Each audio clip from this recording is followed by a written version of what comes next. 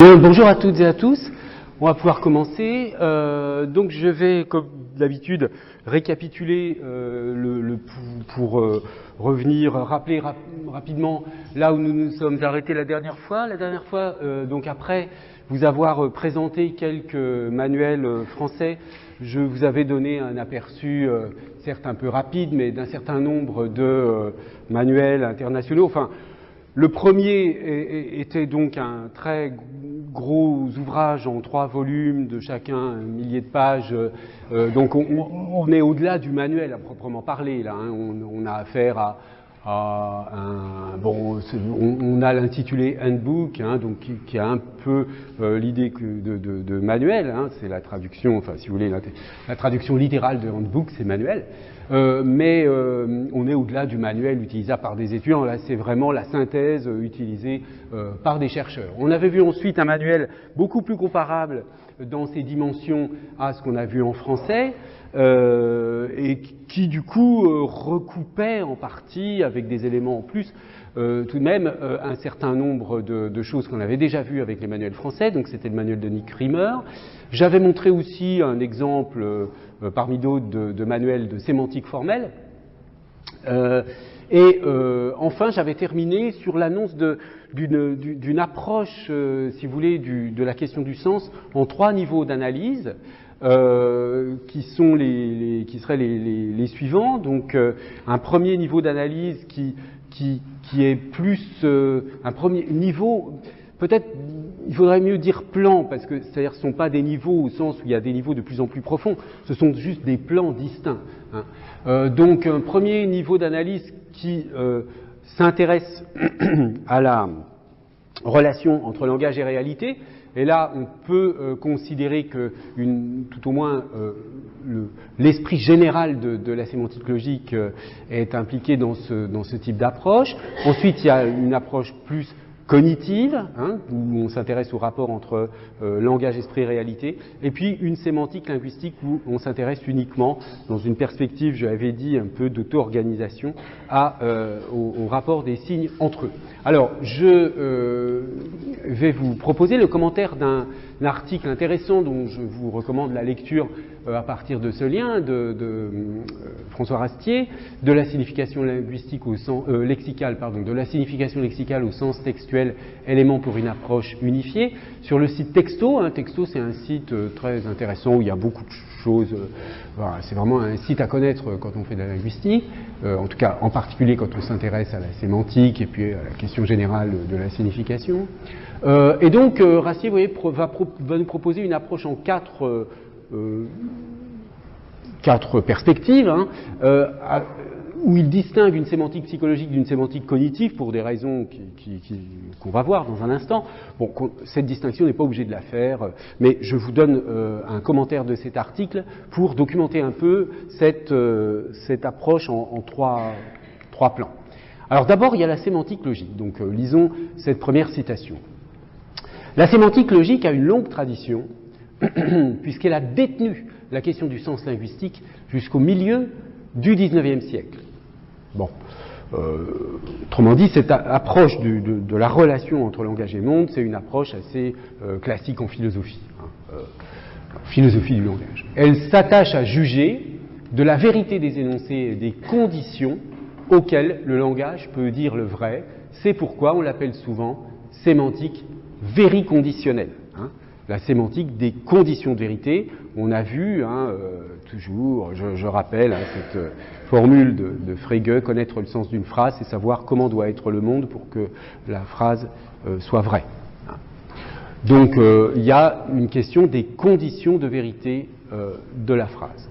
Elle s'est considérablement modifiée avec la formalisation de la logique, et on la nomme aussi à bon droit sémantique formelle. Donc, sémantique formelle, sémantique vériconditionnelle sont des dénominations qu'on peut considérer comme équivalentes. Peut-être que des spécialistes vous diraient qu'il y a une différence, ça je ne sais pas, mais à mes yeux, je veux dire, je suis assez d'accord avec Rastier pour dire que les 2 dénominations correspondent à la même approche. Alors, elle définit, je poursuis la lecture de la citation, elle définit la signification comme une relation entre un symbole.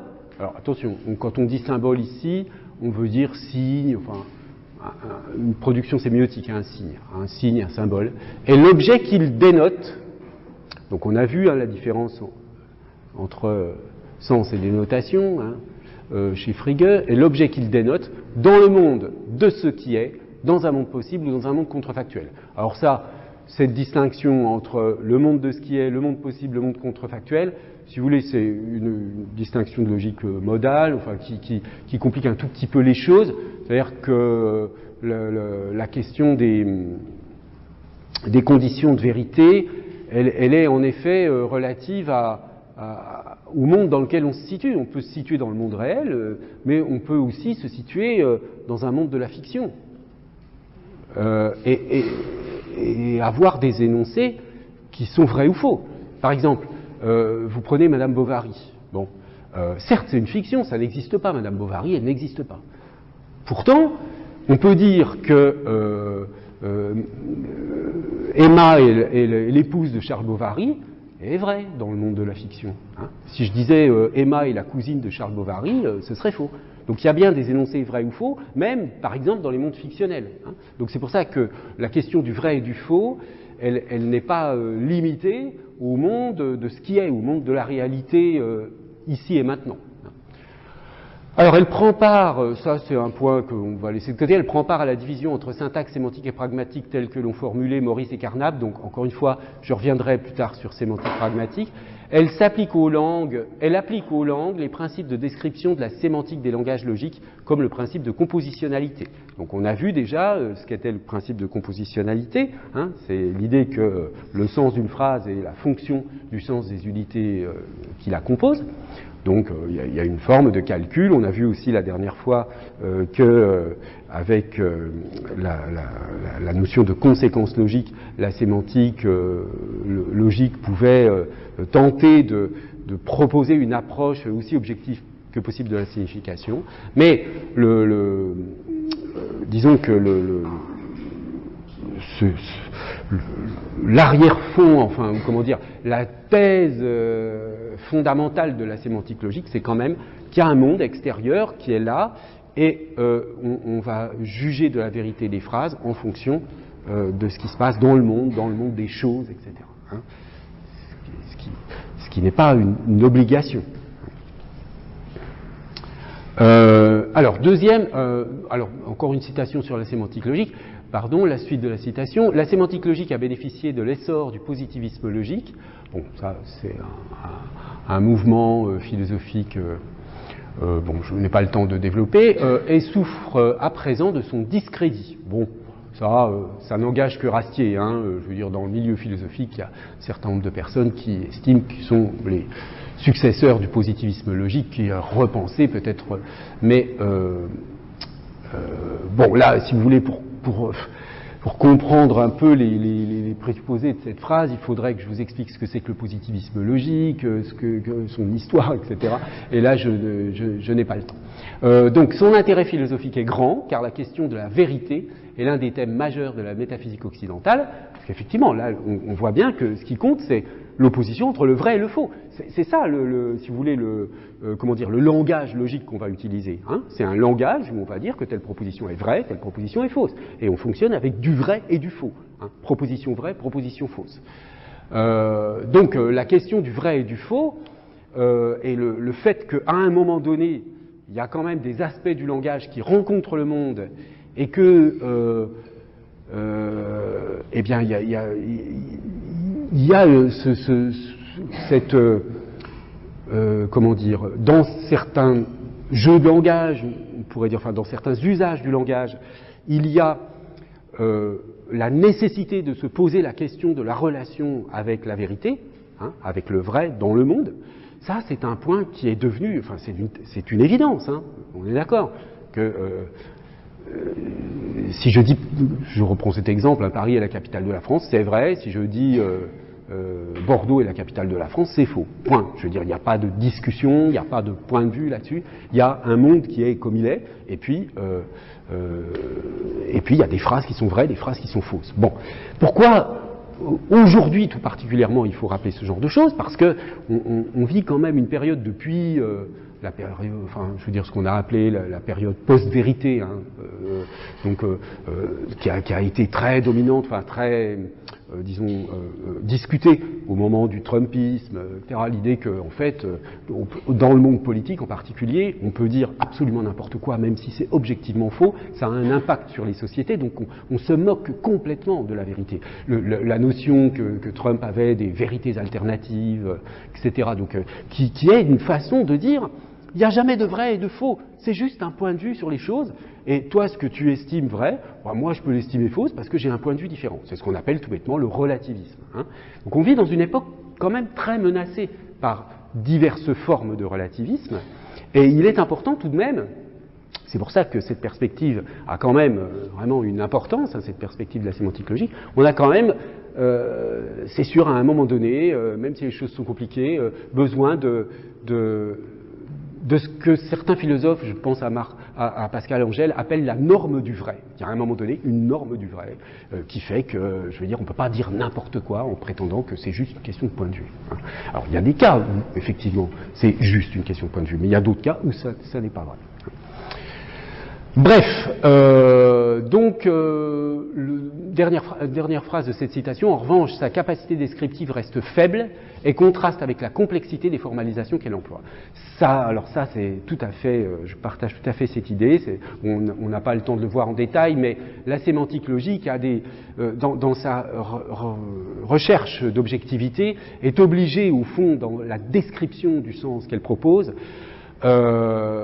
d'entrer dans des complexités de la modélisation ou tout au moins de l'axiomatisation du sens, qui fait que même des phrases relativement simples deviennent extrêmement complexes à décrire de ce point de vue-là. Ce qui fait que, voilà, c'est même pas la peine de s'imaginer qu'on va, un texte littéraire, poétique, qu'on va l'analyser de ce point de vue-là. Ça n'a même aucun sens. Hein. Ce sont des phrases relativement élémentaires, des problèmes de logique, des problèmes de quantification, etc., qu'on va examiner. On va prendre des petites phrases du genre, je ne sais pas,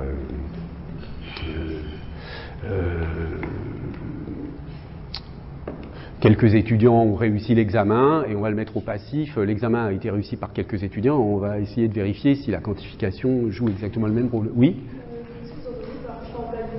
Formalisation, c'est le fait qu'il y a une sorte de traduction dans le but de la sémantique formelle. Là aussi, comme je vais un petit peu vite, et c'est dommage, hein, parce que ça pourrait être intéressant d'entrer au moins un petit peu dans la description. La sémantique formelle, elle est en fait, elle est fondée sur une traduction des phrases de langage naturel en langage logique, avec P, Q, non P, implique Q, non Q, enfin vous voyez, avec des symboles logiques qui désignent les uns des propositions, les autres des opérations logiques, etc., etc. Hein. Donc c'est ça la formalisation, c'est la traduction dans un langage logique des phrases en langage naturel. Et une fois qu'on a fait cette traduction, on peut faire des calculs à partir de ce qui est traduit en langage logique.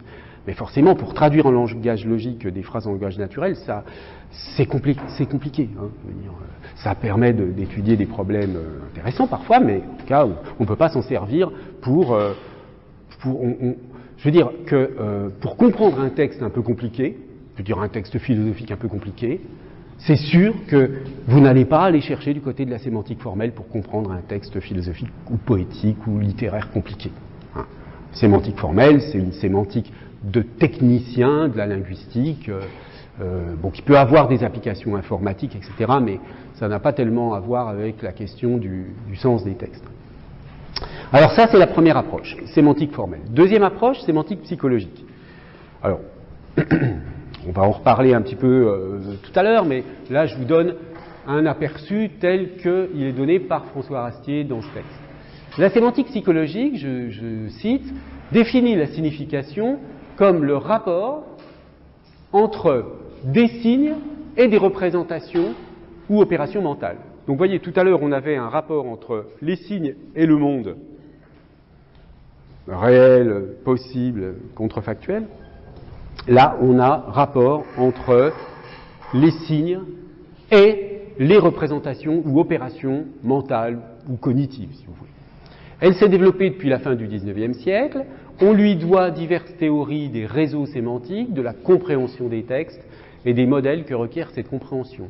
La théorie qui a eu le plus d'influence en linguistique, notamment en linguistique cognitive, est la théorie de la typicalité, développée par Roche et ses collaborateurs. Alors, cette théorie, c'est ce qu'on appelle aussi la sémantique du prototype, la catégorisation par le prototype, et ça, je vais vous l'expliquer en détail, en revanche, parce que ça va nous être utile pour d'autres choses. Donc, là, c'est une deuxième approche psychologique, donc fondée sur l'idée que on va décrire le sens en termes d'opération mentale. Bon, on n'en dit pas plus pour l'instant, on verra plus tard. Troisième type d'approche, sémantique cognitive. Alors, vous voyez que Rastier écrit « La sémantique cognitive pourrait apparaître comme un développement de la sémantique psychologique, car elle définit la signification comme une représentation mentale. » En fait, c'est vrai, hein, c'est-à-dire que du coup, ce sont quand même des approches qui sont un peu dans la même famille. Sauf que, effectivement, la sémantique cognitive n'a pas défini d'objectifs ni de protocoles expérimentaux. Donc c'est quelque chose où il n'y avait pas, au moins à cette époque-là, hein, vous voyez, le texte date de 2006, tellement de protocoles expérimentaux, mais ça s'est développé par la suite. Hein. Donc ses principaux animateurs sont des linguistes. Alors c'est sûr que, par exemple, Roche, dont on parlait tout à l'heure, c'est une psychologue, et dont je vais vous reparler tout à l'heure, c'est une psychologue, et les grands auteurs de la linguistique cognitive, la linguistique cognitive au sens contemporain, donc c'est né en Californie, hein, avec des gens comme Lakoff, Turner, Fauconnier, Langacker, etc. Donc c'est une linguistique mentaliste qui rapporte tous les phénomènes linguistiques à des opérations mentales. Alors ça, cette perspective-là, en fait, c'est vrai qu'elle est née dans les années 80 en Californie avec certains auteurs. Bon, le plus connu est Lakoff. Hein, les deux plus connus sont Lakoff et Langacker. Bon, il y en a un certain nombre d'autres qui ont aussi fait des travaux qui sont aujourd'hui des travaux classiques. Hein. Mais en fait, l'idée de rapporter les phénomènes linguistiques à des opérations mentales, le premier linguiste à avoir adopté cette perspective, c'est un Français, c'est Gustave Guillaume, hein, dont je vous parlerai aussi, qui a fait ça dans les années 1930. Hein. Donc, il y a avec la linguistique de Guillaume un précurseur de cette approche cognitive, mais ça ne s'est pas développé d'une manière aussi grande, aussi vaste que ces modèles-là, qui, comme ils viennent des États-Unis, sont écrits en anglais et peuvent, disons, être repris dans le monde entier. Alors que la linguistique guillaumienne, c'est écrit en français, et si vous ne lisez pas le français, vous ne pouvez pas y accéder. Donc ça n'existe pas au plan international. Alors, Ronald Langacker trace ce vaste programme. La sémantique linguistique doit alors entreprendre l'analyse structurale et la description explicite des entités abstraites comme les pensées et les concepts. Alors, il y a un guillemet en trop là, peut-être. Ah non, il n'y a pas un guillemet en trop, c'est parce qu'il y a la citation de Langacker à l'intérieur de la citation de Rastier. La notion de concept là est importante, là aussi je vais y revenir plus précisément tout à l'heure, mais c'est vrai que la linguistique cognitive, elle introduit cette dimension du concept au-delà simplement des signes. Hein. Et ça c'est important parce que justement des gens comme Rastier récusent ce type d'analyse, d'ailleurs vous allez voir la suite de la citation. Cela conduit à la sémantique cognitive dans deux voies complémentaires qui, à nos yeux, donc aux yeux de Rastier, sont deux impasses. La description de l'expérience mentale. Alors, l'expérience mentale, ce que dit Langacker, c'est « Je crois que l'expérience mentale est réelle, qu'elle est susceptible d'une recherche empirique et d'une description réglée, et qu'elle constitue l'objet naturel de la sémantique. » Donc, vous voyez, la linguistique cognitive, au fond, son but, ça n'est pas d'étudier le langage, hein, du tout. C'est de passer par l'étude du langage pour comprendre le fonctionnement de l'esprit. C'est pas du tout la même chose qu'une linguistique qui cherche juste à décrire les langues et à les analyser. Hein. D'où le fait que l'expérience mentale, alors pas forcément vu, enfin pas du tout vu d'ailleurs sous l'angle de l'introspection, mais il y a quand même des sortes de schématisation dans la linguistique cognitive qui visent à rendre compte d'un certain nombre d'intuitions empiriques. Hein. Bon.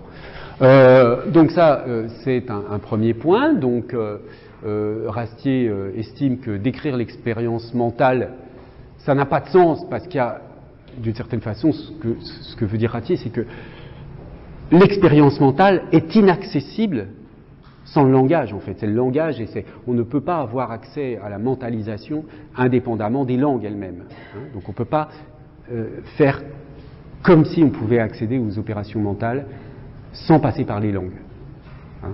Il y aurait une espèce de filtre obligatoire pour comprendre comment fonctionner mentalement, vous seriez obligé de passer par les langues. Hein. C'est un peu ça son idée. Et puis donc la description des conditions a priori de cette expérience. Pour Mark Johnson, donc, qui est un philosophe qui a travaillé avec Laïkov sur les métaphores conceptuelles, bon, ça, on vous en parlera plus l'année prochaine. Par exemple, des structures sémantiques universelles conditionnent notre expérience et la formation de notre identité personnelle. Alors vous voyez ça aussi, le fait qu'il y ait des structures universelles, c'est-à-dire que c'est normal, hein, je veux dire, cette linguistique, elle est fondée sur le fonctionnement cognitif humain. Donc, ça veut dire qu'à un moment donné, même s'il y a des grandes différences entre les langues, il y a quand même des processus et des structures cognitives qui sont communes à toutes les langues, parce que nous sommes tous des êtres humains, nous avons tous un cerveau qui fonctionne d'une manière comparable, et donc il doit y avoir quand même des choses universelles, hein, qu'on retrouve dans toutes les langues, et on les retrouve dans toutes les langues, parce que tous les locuteurs des langues sont des êtres humains qui ont un cerveau du même genre. Donc, et alors ça, évidemment, un certain nombre d'auteurs, dont Rastier et donc toutes sortes d'autres, qui sont surtout dans la mouvance, disons, structuraliste, sont tout à fait hostiles à ce type d'idée, hein, que l'on puisse accéder à quelque chose d'universel indépendamment des langues, ou tout au moins qu'il y ait même des aspects universels dans les langues. Hein. Là aussi, cette question de l'universel, c'est aujourd'hui une question très débattue qui est tout à fait en rapport avec ce que je disais tout à l'heure du relativisme. Oui. Et le fait que nous-mêmes puissions apprendre d'autres langues, ça nous trouvait que c'est quand même des mécanismes communs. Ben, bien sûr, tout à fait.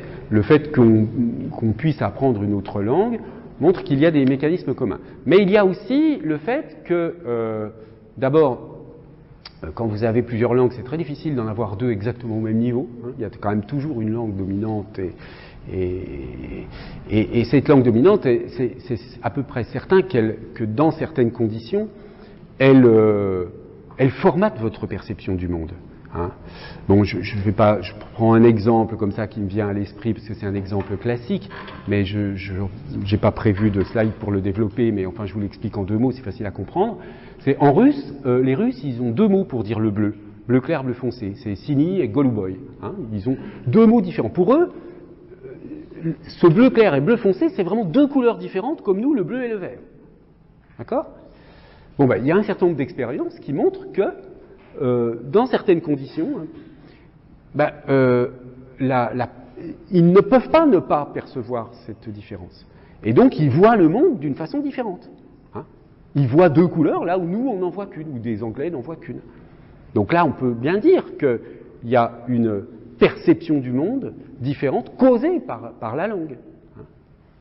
Bon, parce que là, en l'occurrence, les couleurs, évidemment, c'est un continuum, les couleurs. Hein, les couleurs de l'arc-en-ciel, je veux dire, faire des frontières entre les couleurs, c'est plus ou moins arbitraire. Ce découpage, enfin, là aussi, c'est toute une question de la linguistique cognitive intéressante, la question des couleurs dans les langues, hein, parce que le découpage du spectre des couleurs, il n'est pas le même d'une langue à l'autre. Enfin, c'est un sujet passionnant, qui a été très étudié, justement, par la linguistique cognitive, pour montrer qu'il y a de l'universel, mais il y a du spécifique, hein, toujours. Il y a des choses, des traits assez universels, c'est-à-dire par exemple pour les couleurs, ce qu'on a pu montrer, c'est que en fonction du nombre de couleurs, dans une langue donnée, il y a des couleurs obligatoires. En fait, s'il y a deux couleurs, c'est obligatoirement telle couleur et telle couleur. S'il y en a trois, la troisième, c'est soit le rouge, soit je sais pas quoi, je me souviens plus des détails, hein, mais en fait vous avez un système comme ça qui fait qu'il y a quand même une logique. Hein. C'est pas juste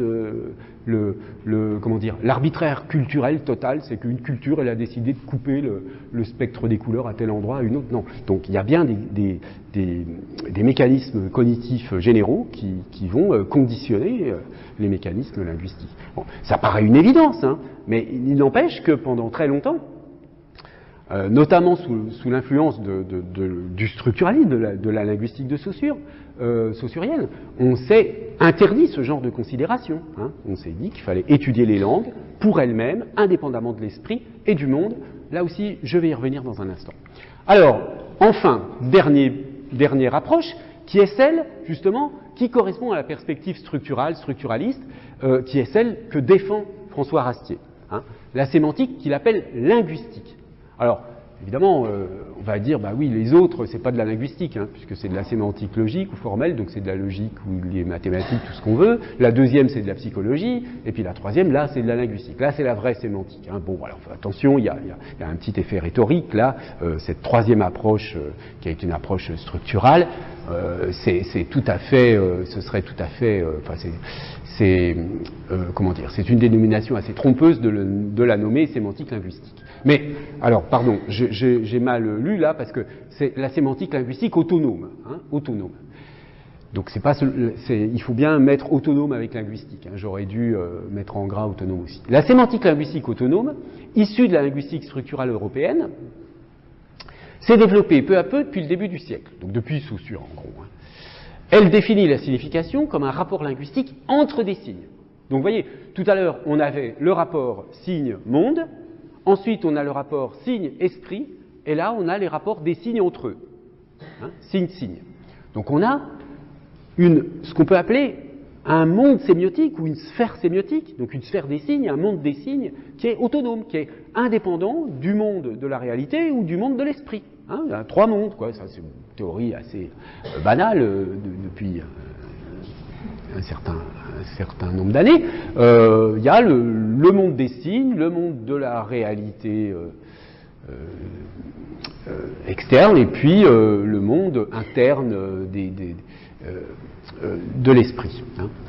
Donc, elle définit la signification comme un rapport linguistique entre des signes, et notamment entre des signifiés, donc la dimension, enfin la partie du signe qui renvoie à la signification. Les signifiés ont certes des corrélats psychiques, donc ils sont liés à des concepts, hein, voire neuronaux, mais ces corrélats ne les définissent pas en tant que tels. Les principaux auteurs contemporains qui ont illustré ce courant, Pottier, Tullio de Mauro, Greimas, Leach, Melchuk, Coseriu notamment, sont restés divisés sur des questions cruciales comme celle de l'autonomie de la sémantique, du statut conceptuel des unités minimales, etc. Cependant, une synthèse reste possible, et nous en avons exposé les grandes lignes sous le nom de sémantique différentielle. Donc, sémantique différentielle, pourquoi différentielle ? Parce que, là, je vais vous donner tout à l'heure quelques citations de Saussure qui justement expliquent cette notion de différence, de théorie de la valeur, etc. C'est l'idée que, puisque vous êtes dans un système de signes, hein, donc vous êtes dans le monde des signes, les signes entre eux. Comment ça se caractérise là ? C'est plus la relation entre le signe et le monde ou entre le signe et l'esprit. Donc les signes entre eux, ils vont se caractériser par leurs oppositions, leurs différences. Hein. Un signe va être différent d'un autre, etc. Et c'est pour ça qu'on parle de sémantique différentielle. Donc ça, cette notion, je vais la préciser tout à l'heure. Dernière citation, je crois, de ce texte. Selon les disciplines, les diverses problématiques que nous venons d'évoquer sont inégalement développées. En informatique et en intelligence artificielle, la sémantique formelle est traditionnellement la mieux connue et la plus utilisée. Dans l'ensemble des recherches cognitives, la sémantique psychologique constitue la référence dominante. La sémantique différentielle reste en revanche peu connue dans ces domaines, sinon par des approches partielles ou des auteurs isolés. Elle s'est cependant montrée apte à traiter des textes, y compris en linguistique de corpus, car elle ne définit pas la signification par des relations entre le texte et d'autres réalités non linguistiques. Partant, elle n'exige pas le recours à une psychologie ni à une ontologie, à une psychologie comme la sémantique formelle, ni à une ontologie comme la sémantique formelle. Bon, donc ça c'est vraiment le point de vue de Rastier qui défend cette idée d'une sémantique différentielle tout à fait adaptée à traiter des textes, hein, et là il faudrait entrer dans la modélisation qu'on appelle la sémantique interprétative aussi, la modélisation proposée par Rastier pour analyser les textes. Un peu les parcours interprétatifs, là vous vous souvenez, j'avais donné une autre citation de Rastier à ce sujet. Bon, mais il faut reconnaître que du point de vue, vu d'un peu loin, cette approche elle est archi marginale. Hein.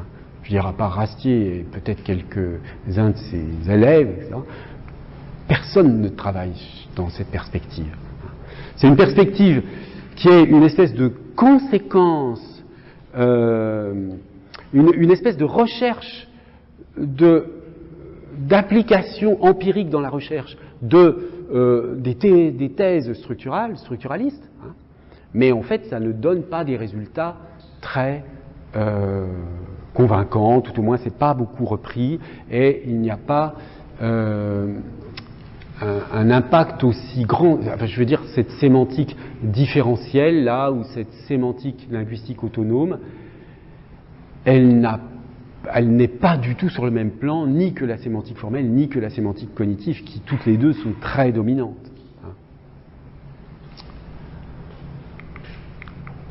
Donc, finalement, on peut distinguer ces trois approches. Hein, je retiens sémantique logique, sémantique psychologique, sémantique purement linguistique, hein, rapport interne entre signes. Donc là, dans la sémantique linguistique, vous l'aurez compris, contrairement à ce que je disais tout à l'heure en disant que les gens qui font de la linguistique cognitive, ils s'intéressent au langage pour comprendre l'esprit et pas pour comprendre les langues. La sémantique linguistique, elle veut décrire les langues. Hein, les langues, les textes, et ne s'intéresse pas à l'esprit ni à la réalité. Donc ces trois perspectives, elles renvoient, si vous voulez, à différentes strates du sens. Hein. Il y a la référence du côté de la sémantique logique, hein, on l'a vu. Donc là, l'unité privilégiée, ça va être quand même la phrase, puisque ce sont les phrases qui sont vraies ou fausses, hein, c'est-à-dire les propositions. Et puis, il y a des applications du côté de l'informatique linguistique. Ensuite, le sens exprimé, on peut dire c'est la sémantique linguistique, donc qui, elle, va s'intéresser au rapport interne entre langue et langage, avec comme unité privilégiée les textes, plutôt que les mots, mais... Et il y a une application donc, qui est, comme le dit Rastier, sur l'analyse des textes, et puis le sens qu'on pourrait dire communiqué, c'est-à-dire la sémantique psychologique qui regroupe ce que Rastier nomme la sémantique psychologique et la sémantique cognitive, où on s'intéresse donc au rapport entre langage, esprit et réalité. Et donc les unités privilégiées, là, sont des constructions, ce qu'on appelle parfois des constructions, qui peuvent être des mots, des phrases, des groupes de mots, des textes, etc. Enfin quoi, peut-être pas des textes, c'est déjà moins courant, mais enfin, il y a des unités plus grosses que la phrase. Et puis l'application, c'est la recherche, là, c'est l'analyse de l'esprit humain. Alors, ces trois dimensions, c'est vrai que d'une certaine façon, ce sont trois métiers, c'est-à-dire que les gens qui font de la sémantique formelle, ils n'ont aucune idée de la bibliographie en sémantique cognitive et inversement. Enfin, je veux dire, ça reste très séparé. Hein. Mais si on veut une description complète de ce qui se passe du point de vue du sens hein, dans les langues, il faut les trois aspects. Hein. On peut pas s'en passer. Il faut, je veux dire qu'il y a une autre façon de travailler qui est de dire, je prends un objet particulier un problème de sémantique particulier, hein, et je l'analyse sous ces trois angles, hein, sous l'angle donc logique, sous l'angle psychologique, sous l'angle éventuellement purement différentiel. Donc je pense qu'on a aujourd'hui besoin de ces trois dimensions. Mais évidemment que maîtriser les trois aspects, ça demande du travail. Hein, et puis bon, ça se recoupe pas toujours, mais il y a des questions, des problèmes pour lesquels on peut tout à fait imaginer que les trois approches puissent être complémentaires. Alors, j'en ai terminé là avec cette troisième partie sur image de la sémantique dans les manuels universitaires. Bon, je vous avais dit que j'aborderais peut-être là le rapport entre sémantique et pragmatique, mais ça m'a paru un peu arrivé comme un cheveu sur la soupe, donc j'en parlerai plus tard à un autre moment.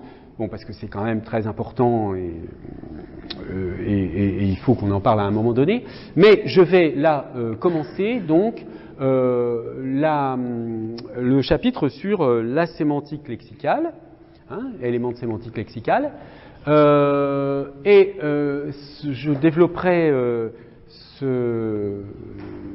cette approche selon différents points qui vont m'amener, si vous voulez, à réexpliquer des notions de base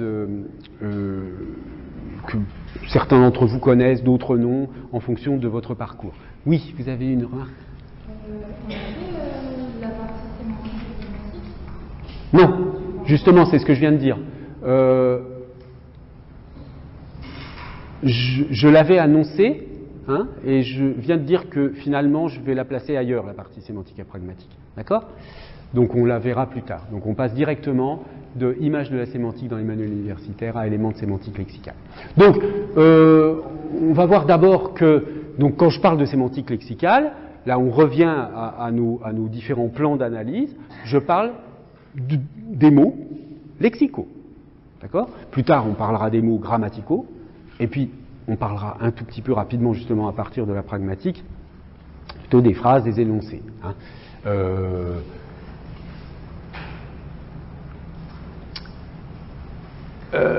Mais on va voir que bon, cette frontière entre mots lexicaux et mots grammaticaux qu'on a présentée comme une opposition, disons, intuitivement évidente, n'est pas toujours si évidente que ça.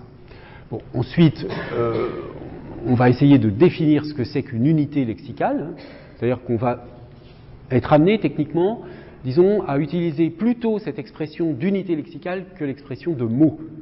Parce qu'on va voir que la notion de mot, elle est bancale du point de vue linguistique et on a besoin d'une autre dénomination pour caractériser ce qu'on veut caractériser. On verra les différents composants de l'unité lexicale et puis comment elle se forme, donc les modes de formation. Alors, prenons d'abord la première question qui est donc l'opposition, la distinction entre mots lexicaux et mots grammaticaux. Bon. Alors, si vous voulez, dans une première approche assez simple, hein, on va considérer que la sémantique lexicale, c'est la sémantique qui concerne les mots lexicaux, et les mots lexicaux, c'est quoi ? Sont les noms, les verbes, les adjectifs, les adverbes. D'accord ? Et puis, la sémantique grammaticale va s'intéresser aux mots grammaticaux. Et les mots grammaticaux sont d'abord les déterminants, les conjonctions, les pronoms, les prépositions, mais aussi, éventuellement, les morphèmes flexionnels et les morphèmes dérivationnels. Morphèmes flexionnels, c'est-à-dire, par exemple, les morphèmes de genre et de nombre. Par exemple, le S en français, qui est morphème marqueur du pluriel, ou le E pour le féminin dans certains cas, et puis morphème dérivationnel, préfixe, suffixe, etc. Donc tout ça, c'est la sémantique grammaticale. Bon, les choses se compliquent un peu quand on regarde mieux. Pourquoi ? Parce que certes, les noms en général sont des mots lexicaux, mais il arrive qu'ils deviennent grammaticaux. C'est ce qu'on appelle justement la grammaticalisation. Hein. Dans l'histoire, par exemple, un mot comme pas, hein, un pas, quand on fait un pas, je fais 2 pas, 3 pas, c'est le même mot qui est dans la négation, ne pas, en fait, pour une sorte de raison historique. Donc là, on a affaire à un mot lexical qui, historiquement, est devenu un mot grammatical. Donc vous voyez que la frontière n'est pas nette entre les deux. Hein, parce que sinon, s'il y avait une frontière nette, on voit pas comment, historiquement, un mot lexical pourrait devenir un mot grammatical. Or, bon, ça c'est un exemple parmi de nombreux autres, hein, mais c'est un phénomène très étudié hein, dans la recherche linguistique, la grammaticalisation, qui est le fait que des mots lexicaux deviennent grammaticaux. Dans le cas des verbes, oui, certes, les verbes sont des mots lexicaux, mais quand vous avez des auxiliaires, bon alors, le verbe être, quand vous dites je suis parti, est-ce que c'est un mot lexical ? Le sens lexical, il est dans parti, mais suis, c'est juste un auxiliaire qui sert à conjuguer le verbe partir. Donc c'est un verbe, certes, mais il n'a plus du tout de valeur lexicale. On ne peut pas décrire le sens. Quand vous dites « je suis parti », ce serait absurde de dire « qu'est-ce que tu veux dire par « suis » ». Non, on pourrait dire « qu'est-ce que tu veux dire par « parti », mais... donc il y a les auxiliaires qui posent un problème parce qu'ils peuvent être des mots grammaticaux. Les adjectifs, bon, il y a des adjectifs, par exemple, bon là c'est plus marginal, hein, comme autre, qui peut être considéré comme un adjectif ou comme un genre de mot grammatical. Et puis les adverbes, ça marche bien. Quand on dit que les adverbes sont des mots lexicaux, c'est juste avec des adverbes, les adverbes en ment du français, hein, rapidement, lentement, etc. Bon, là, ça, c'est clair, ce sont des adverbes qui sont des mots lexicaux, ça décrit quelque chose. Hein. Mais quand vous prenez les adverbes d'intensité, comme très, si, etc., c'est juste des marqueurs d'intensité, qui n'ont pas un sens lexical au même sens que lentement, rapidement, etc., qui décrit comment se fait une action. Donc il y a des adverbes qui sont grammaticaux. Donc vous voyez déjà, du côté de la sémantique lexicale, il y a des frontières un peu floues entre... parce que certains mots lexicaux peuvent aussi être employés comme des mots grammaticaux. Et puis il y a aussi, dans l'autre sens, du côté de la sémantique grammaticale, vous avez les déterminants, certes, des déterminants comme l'article défini, le, la, les, dans, le chat, la vache, etc. Ce sont des mots grammaticaux, hein, un, une, etc. Ce sont des mots grammaticaux. Mais vous avez des déterminants qu'on appelle parfois des déterminants complexes, comme une foule d'étudiants ont fait ceci, cela. Bon. Une foule de, ça a un statut de déterminant, ça peut être analysé comme ça, mais il y a le mot foule à l'intérieur, qui est lexical. Hein. Bon, donc ça pose un problème aussi. Les conjonctions, c'est un peu le même problème, il y a des locutions conjonctives. Hein, une conjonction comme que dans je pense que tu as tort ou je pars parce que, etc. Là, ce sont des conjonctions, pas de problème. Mais vous pouvez avoir je pars à condition que, etc. Là, c'est une locution conjonctive, donc certes c'est un mot grammatical en tant que locution conjonctive, mais c'est une locution grammaticale qui contient un mot lexical qui est le mot condition, là, hein, qui est un nom. Les pronoms peuvent être lexicalisés, bon ça c'est très marginal, certes je dans je chante, je parle, etc. c'est un pronom, mais si vous dites le je, le moi, etc. tout d'un coup ça devient des noms. Hein, bon, mais, c'est un peu artificiel, un peu. Et puis pour les prépositions, on a la même chose que pour les conjonctions. Hein, vous avez des locutions prépositionnelles au sein de, au cœur de, au milieu de, qui sont fabriquées sur des mots lexicaux. Hein. Bon, il n'y a pas trop de problèmes pour les morphèmes flexionnels et dérivationnels, à part certains préfixes qui peuvent avoir une valeur purement lexicale, comme euro par exemple, mais c'est un point de détail. Donc vous voyez, on commence à voir là que cette frontière entre mots lexicaux et mots grammaticaux, bon, on ne va pas trop tenir compte des cas marginaux, hein, mais il faut quand même avoir à l'esprit que ça n'est pas une opposition aussi radicale qu'on pourrait penser de prime abord. Il y a quand même des critères, hein, quand même quelques critères. D'abord, les mots grammaticaux, en général, ils ont un inventaire clos, à peu près, hein, si on ne met pas les locutions. Bon, par exemple, les déterminants, le, la, les, etc., vous n'allez pas inventer un nouvel article. Hein.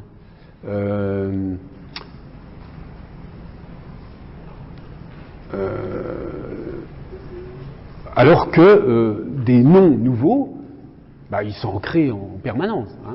On verra tous les ans, je prends un petit moment du cours pour analyser avec vous les nouveaux mots du petit Robert. Donc, tous les ans, il y a des mots nouveaux. Donc, du côté des mots lexicaux, l'inventaire, certes, il est limité à un moment donné. Hein. On ne peut pas parler en ne faisant qu'inventer des mots. Là, sauf si on est schizophrène et où on souffre à ce moment-là de glossolalie, un peu comme dans l'exemple d'Artaud que j'avais donné à un cours antérieur. Hein. Ou alors, si vous êtes un aphasique de Wernicke qui a un symptôme de jargonaphasie, là, vous allez parler en disant absolument n'importe quoi, vous inventez des mots, mais bon, voilà, ce sont des pathologies. Normalement, les mots lexicaux, à un moment donné, il y en a un certain nombre qui sont disponibles, l'inventaire il est limité, mais il est ouvert quand même. Hein. On peut inventer des mots nouveaux. Bon, Par ailleurs, les mots lexicaux, on peut dire qu'ils sont pleins, c'est-à-dire qu'on veut dire qu'ils ont un sens, on pourrait dire aussi, mais enfin c'est formulé comme ça par certains linguistes, ils sont pleins, ils ont un sens, on pourrait dire tangible, ou ils décrivent quelque chose. Hein. Je veux dire, quand je dis une table, une chaise, une pomme, j'ai une description possible. Comment dire, j'ai un contenu sémantique qui me permet de dire que tel objet correspond ou pas à la description. Je veux dire que si je sais ce que c'est qu'une pomme, je vais savoir ce que c'est qu'une pomme, c'est être capable de dire ça, c'est pas une pomme, parce que par exemple c'est une banane, etc. Et si vous êtes capable de dire ça, c'est bien que le mot pomme en lui-même, il véhicule une certaine description, l'objet il doit être d'une certaine façon, donc il y a un contenu dans ce sens-là, vous voyez. Alors qu'un article comme une préposition comme a, il n'y a absolument pas un contenu du même ordre. Hein. Donc c'est pour ça qu'on parle de mots pleins d'un côté et de mots-outils de l'autre, qui sont sémantiquement légers, subduits. Alors certains disent vides, mais ça, bon, c'est Ténière, hein, un linguiste tout à fait intéressant, mais qui défendait l'idée qu'il y avait des mots vides. Bon, ils sont pas vides ces mots grammaticaux, hein, mais c'est sûr qu'ils ont un sens. Alors ça, subduit, non subduit, ça vient de Gustave Guillaume. Ça veut dire que c'est évidé sémantiquement, c'est-à-dire qu'il y a le contenu a été allégé. Le contenu sémantique a été allégé, vidé. Bon, et enfin, dernier axe d'opposition, les mots grammaticaux indiquent plutôt des relations et puis des instructions, hein, ils ont un sens instructionnel, alors que les mots lexicaux ont plutôt un sens référentiel ou descriptif. Bon, il y a des mots lexicaux qui ont un sens plutôt instructionnel, mais ça c'est totalement marginal, on peut laisser de côté, mais sont des unités autonomes, elles ne sont pas relationnelles. Elles ont un sens par elles-mêmes, hein, ces unités que sont les mots lexicaux, alors que les mots grammaticaux, un article tout seul, ça n'a pas d'autonomie, ça n'a pas de sens tout seul, hein, une préposition non plus. Alors qu'un mot lexical, chaise, table, pomme, etc., oui, là, ça a un sens autonome. Hein. Voilà, donc on a quand même quelques axes d'opposition. Il reste que on peut considérer que selon les emplois, certains mots peuvent basculer d'un côté ou de l'autre. Alors, je vous donne deux citations d'un article intéressant de Bernard Victory qui réfléchit comme ça dans cette perspective sur le mot bien.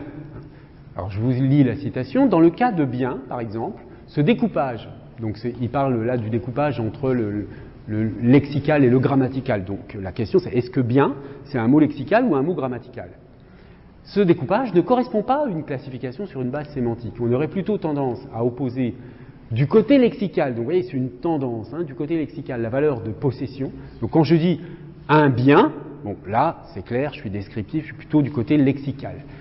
Cela fait du bien, bon, là aussi faire du bien, on sent que être bien, se sentir bien, ça renvoie à quelque chose de descriptible. Et la valeur éthique que l'on retrouve dans le nom, faire le bien, l'adjectif c'est un type bien, et certains emplois adverbiaux, il s'est bien comporté. Donc là il y a une espèce de valorisation, etc. Là aussi quelque chose de descriptif. Mais on a aussi des emplois du côté grammatical, des valeurs de degré. Il a bien bu, au sens de beaucoup, hein, de renforcement d'une assertion, c'est bien son écriture. Quand on dit c'est bien son écriture, vous voyez qu'on veut juste dire c'est son écriture, effectivement, mais ça ne décrit pas l'écriture, ça ne décrit pas la façon d'écrire, c'est purement... voilà, c'est quelque chose qui parle qui parle simplement de la façon dont vous-même, de l'avis que vous-même vous avez sur ce que vous êtes en train de dire. Quand vous dites c'est son écriture, vous pouvez dire c'est son écriture. Hein. Quelle est la différence entre dire c'est son écriture et c'est bien son écriture ? Quand vous dites c'est bien son écriture, vous dites non seulement que c'est son écriture, mais vous dites que vous confirmez que par rapport à quelque chose qui aurait été dit avant, qui aurait été contesté, etc. Mais dans le contenu de ce que vous dites rien de plus que c'est son écriture. Donc du point de vue descriptif, c'est du point de vue de l'énonciation qu'il y a quelque chose de différent, mais voilà. Et puis la concession, j'écrirai bien, mais etc. Donc là aussi. Donc vous voyez qu'on a des emplois de bien qui sont plutôt du côté grammatical et d'autres qui sont plutôt du côté lexical. Alors, il donne deux principes, du coup. Premier principe, là, je cite de nouveau, la distinction grammaticale-lexicale n'est pas une propriété binaire, mais plutôt un gradient le long d'un continuum. Donc c'est plus ou moins lexical ou plus ou moins grammatical. En donner une bonne définition ne consiste pas forcément à privilégier l'un des critères possibles, de manière à fixer une frontière précise dans ce continuum. Au contraire, une bonne définition doit rendre compte du caractère graduel de cette propriété et expliquer pourquoi toute dichotomie comporte inévitablement une part d'arbitraire. Et ensuite, deuxième principe, il ne s'agit pas d'une propriété qui doit être attachée à une unité en tant que telle, mais plutôt à certains emplois d'une unité. D'accord ? Une même unité peut jouer un rôle plus ou moins grammatical suivant les énoncés dans lesquels elle s'insère. Donc c'est ce qu'on a vu avec l'exemple de bien. Bien sûr, il faut rendre compte aussi du fait que certaines unités ne permettent pas des emplois d'un certain type et que certaines autres exhibent une tendance plus prononcée vers l'un ou l'autre des pôles.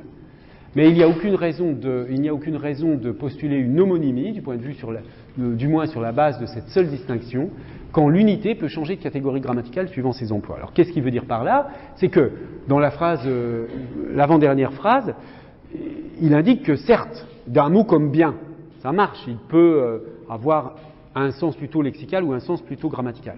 Mais certains mots ne s'y prêtent pas du tout. Certains mots, je veux dire que, par exemple, encore une fois, un article,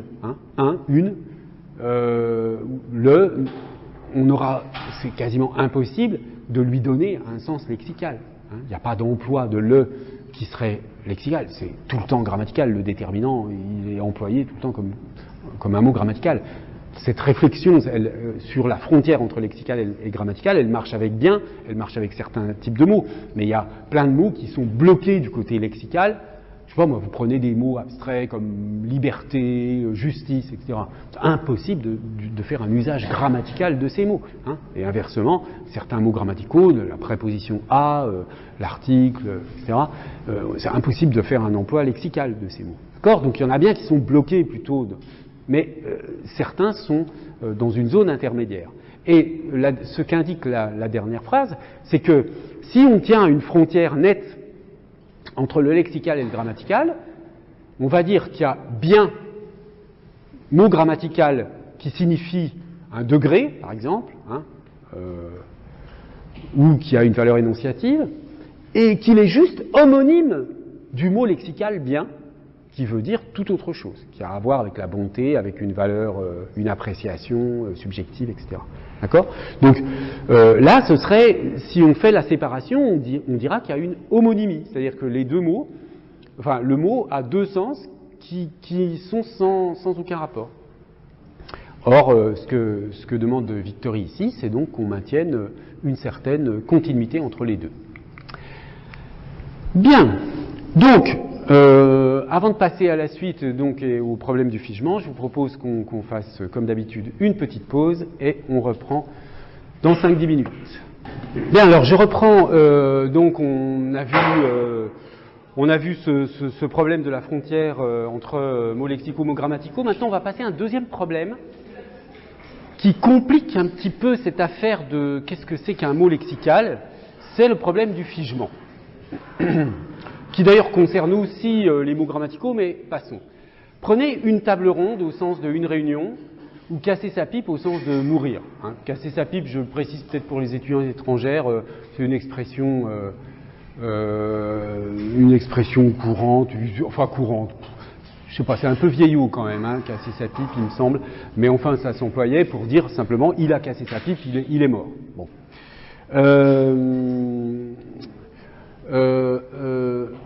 Donc ces expressions, une table ronde au sens de réunion, casser sa pipe au sens de mourir, montrent bien qu'on peut avoir une seule unité lexicale, parce qu'une table ronde, ça veut dire une réunion. Donc table ronde, en fait, est l'équivalent du point de vue sémantique de réunion.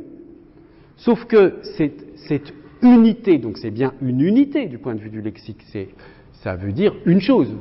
Je veux dire qu'il n'y a pas de différence entre dire, quand je dis une table ronde et une réunion, je désigne le même événement par deux expressions différentes. Donc il y a bien une seule unité lexicale, mais il y a deux mots dans table ronde. Alors c'est ce qu'on appelle donc une unité polylexicale, hein, c'est-à-dire une unité du lexique, mais qui est formée de plusieurs mots.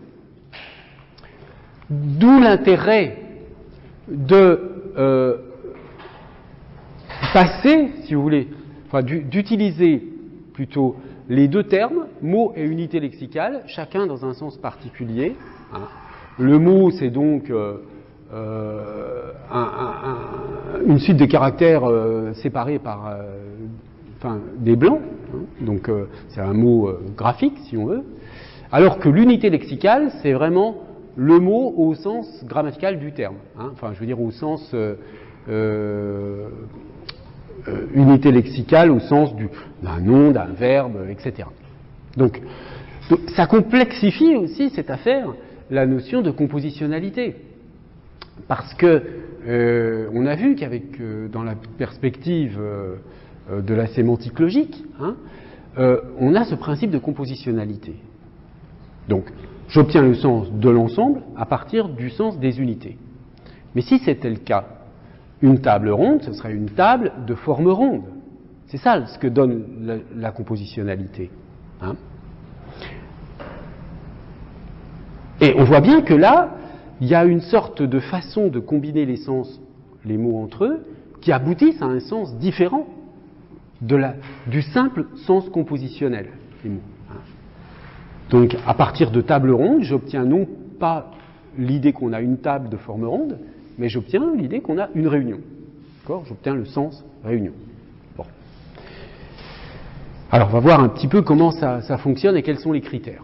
Je vous donne des exemples de critères tirés d'un livre de Gaston Gross, qui d'ailleurs est décédé très récemment, la semaine dernière, mais qui avait un certain âge. Hein, je vous donne aussi la référence d'un article de Salamé Gery, qui a travaillé, qui est un des meilleurs spécialistes français sur ces questions de figement, d'unité polylexicale, etc.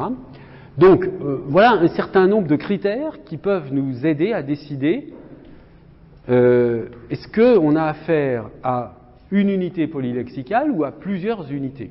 Par exemple, donc, si je dis une table ronde, pour dire j'ai acheté une table de forme ronde, par opposition à une table rectangulaire ou je ne sais quoi. Là, je n'ai pas une unité polylexicale. Hein.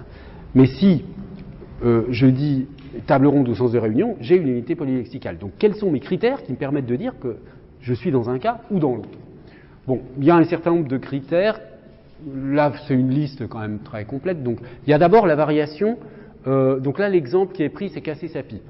Donc, est-ce qu'on peut faire varier la personne ou le nombre à partir de « il a cassé sa pipe », est-ce qu'on peut dire « ils ont cassé leur pipe » ? Oui, bon, ça marche, il n'y a pas de problème pour casser sa pipe. Alors là, on prend juste un exemple, on fait fonctionner les critères sur un exemple, mais d'un exemple à l'autre, certains des critères vont fonctionner, d'autres pas. Hein. Est-ce que le mode du verbe peut varier ?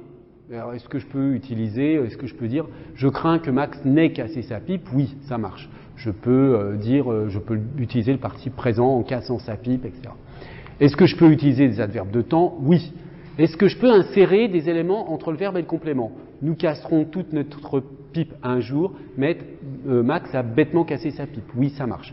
Alors, par contre, dès qu'on attaque la pronominalisation, là, ça devient douteux. Hein. Luc a cassé sa pipe et tu la casseras un jour aussi. Là, il y a quelque chose qui est perçu comme étant bizarre. Hein. Alors que si on n'avait pas une expression figée, hein, on parle d'expression figée aussi pour ces unités polylexicales ou de figement linguistique. Si j'avais par exemple, je sais pas moi, il a cassé son ordinateur et peut-être que tu le casseras aussi. Bah, ça marche très bien, je veux dire. Hein. Mais ça marche pas avec casser sa pipe. Ça marche avec casser son ordinateur parce que là, c'est pas polylexical.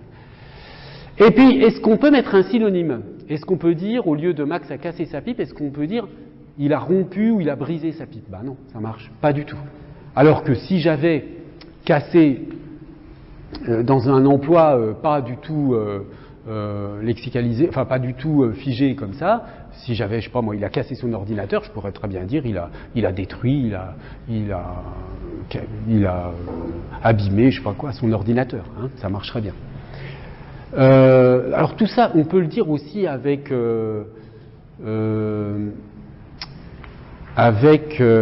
table ronde par exemple. Hein. Et une table ronde, j'ai organisé une table ronde. Bon, qu'est-ce qu'on pourrait dire comme synonyme de ronde? Arrondie, bon, par exemple. Hein. On ne peut pas dire j'ai organisé une table arrondie, hein, ou de forme ronde. Vous voyez? Alors que vous pouvez dire j'ai acheté une table de forme ronde au lieu de dire une table ronde. Est-ce que vous pouvez substituer, bon bah là au lieu de substituer le verbe, on essaye de substituer le nom, donc brûle-gueule, alors là c'est vraiment ancien, c'est un équivalent de pipe en fait, mais qui s'utilise plus jamais, mais on aurait pu dire sa cigarette, tout ça, ça marche pas.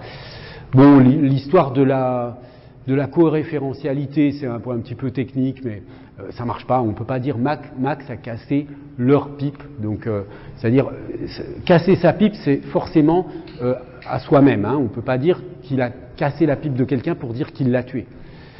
Est-ce qu'on peut mettre des modifieurs sur le nom? Il a cassé sa vieille pipe. Non, ça marche pas. Hein.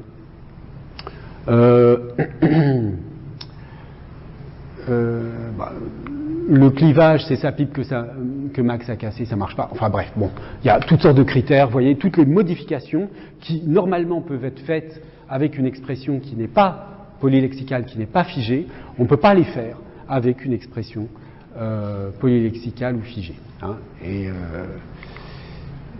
ça nous permet quand même de disposer d'un certain nombre de critères objectifs pour faire la différence. Donc, casser sa pipe, on va dire que c'est un verbe. C'est comme mourir, c'est une unité polylexicale.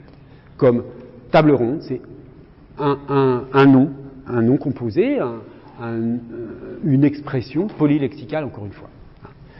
Alors, une unité polylexicale, un autre terme utilisé par certains linguistes, c'est le terme de phrasème.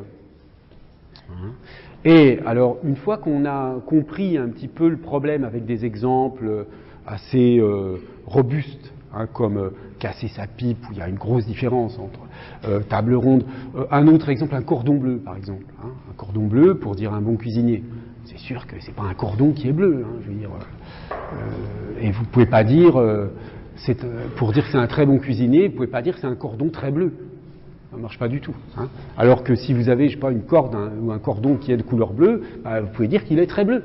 Voilà. Donc hein, il y a bien c'est assez facile à percevoir quand les unités polylexicales ont un sens très nettement différent du sens compositionnel. D'accord? Donc j'oppose sens compositionnel, par exemple table ronde, c'est une table de forme ronde. Sens non compositionnel, table ronde, c'est une table de forme ronde. Sens compositionnel, table ronde, c'est une réunion. Casser sa pipe, sens non compositionnel, c'est je prends ma pipe, je la casse en deux. Casser sa pipe au sens compositionnel, c'est mourir, etc. D'accord? Bon. Alors ça, on peut appeler ça des phrasèmes, mais alors à partir de là, ça se complique un petit peu parce que on peut avoir... d'abord, on peut considérer qu'il y a des degrés de figement. Hein. C'est-à-dire que c'est pas juste c'est figé, c'est pas figé. C'est sens compositionnel ou pas compositionnel. Il y a des degrés dans le figement qui font que le nombre de propriétés bloquées va être plus ou moins grand selon les expressions considérées. Par exemple, là, on a comparé faire la pluie et le beau temps, casser sa pipe, enterrer la hache de guerre, pour montrer que, en fait, ils ne sont pas figés au même degré. Pourquoi? Parce que les critères qu'on applique, qu'on essaie d'appliquer, ne fonctionnent, sont révélateurs différemment selon les exemples considérés. Par exemple, faire la pluie et le beau temps, vous pouvez focaliser en disant c'est la pluie et le beau temps qu'ils font. D'accord? Mais vous ne pouvez pas mettre au passif. Hein, la pluie et le beau temps sont faits par eux, ça ne marche pas.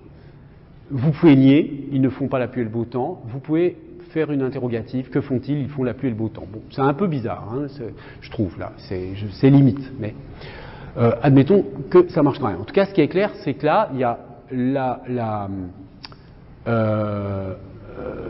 le passif, la passivation ne fonctionne pas. Pour casser sa pipe, il y a 3 critères sur les 4 qui ne fonctionnent pas. On ne peut pas dire c'est sa pipe qui l'a cassée, on ne peut pas dire sa pipe est cassée par lui. Par contre, on peut utiliser la négation. Et on ne peut pas non plus utiliser qu'a-t-il cassé sa pipe, ça ne marche pas. Hein. Et puis enterrer la hache de guerre, c'est sûr que enterrer la hache de guerre, c'est une expression compositionnelle. Hein. Ça ne veut pas dire qu'on prend une hache qui a servi à faire la guerre et qu'on l'enterre. Bon, ça veut dire juste qu'on fait la paix. Bien. Donc c'est bien, il y a bien quelque chose qui a un sens compositionnel, qui a un sens non compositionnel, au-delà de la pure et simple compositionnalité.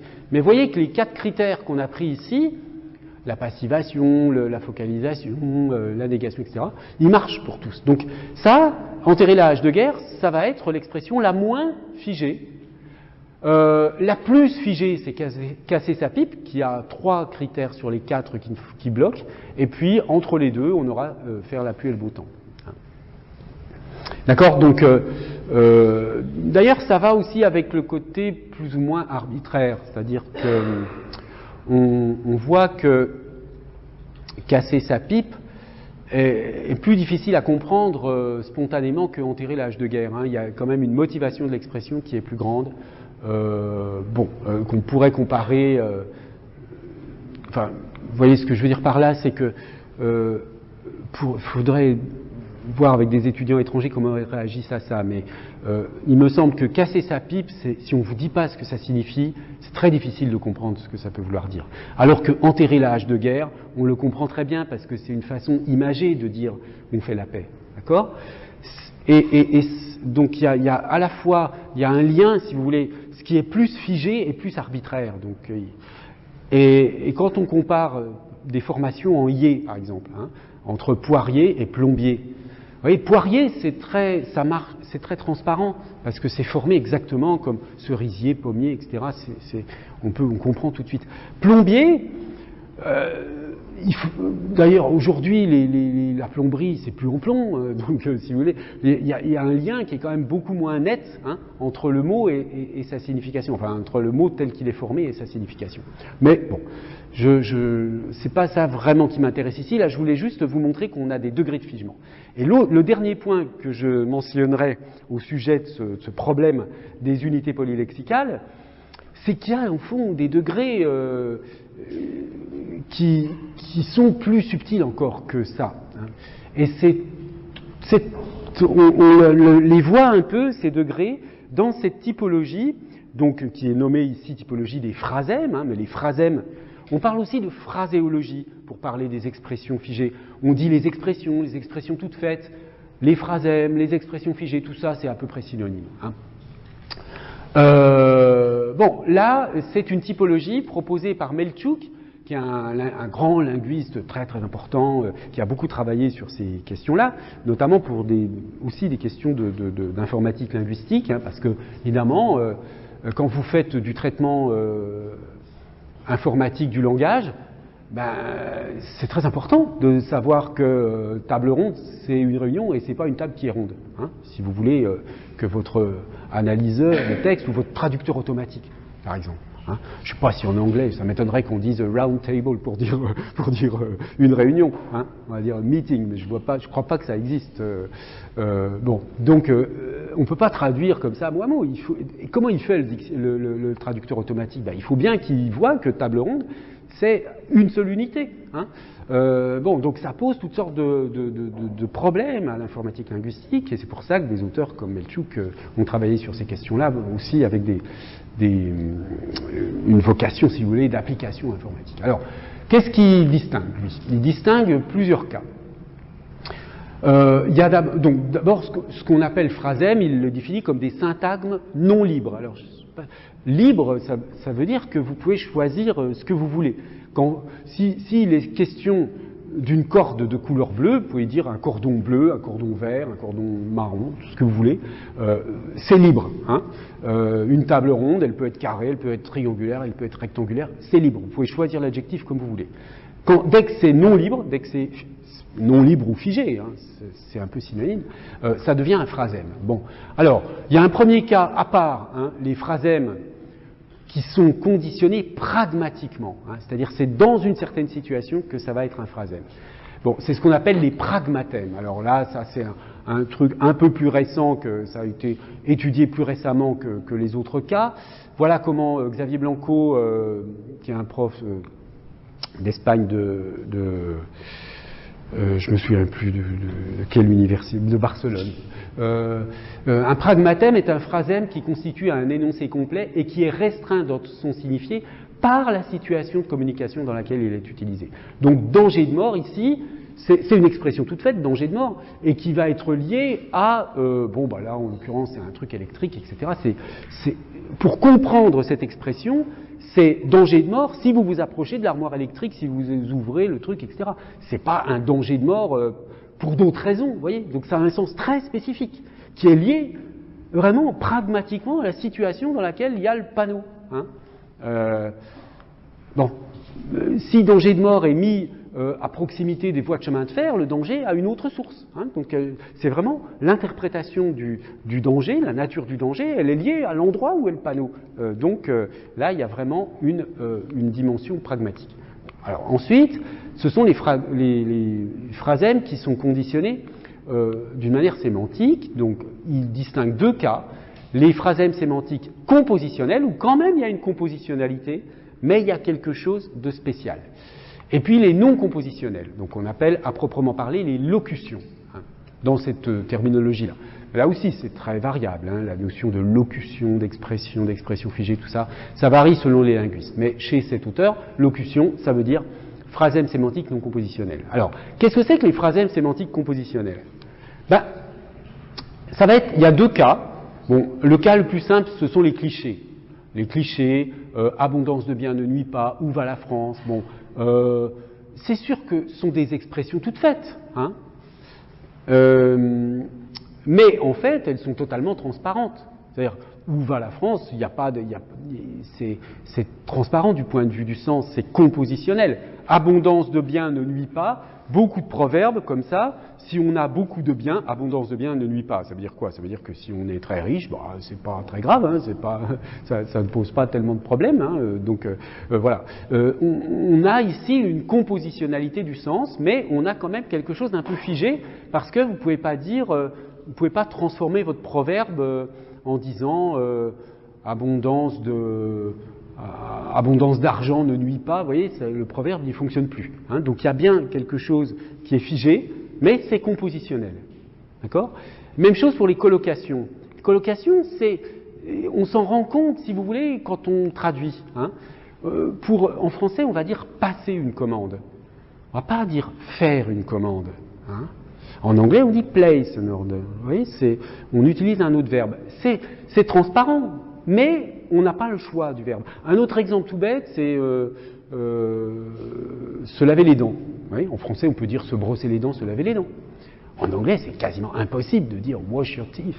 Vous dites brush. Hein, donc, le choix de ce verbe, il est conditionné par des contraintes propres à la langue, mais donc ça veut dire que c'est pas complètement libre. On ne peut pas choisir n'importe lequel, mais c'est pas figé pour autant. D'accord ?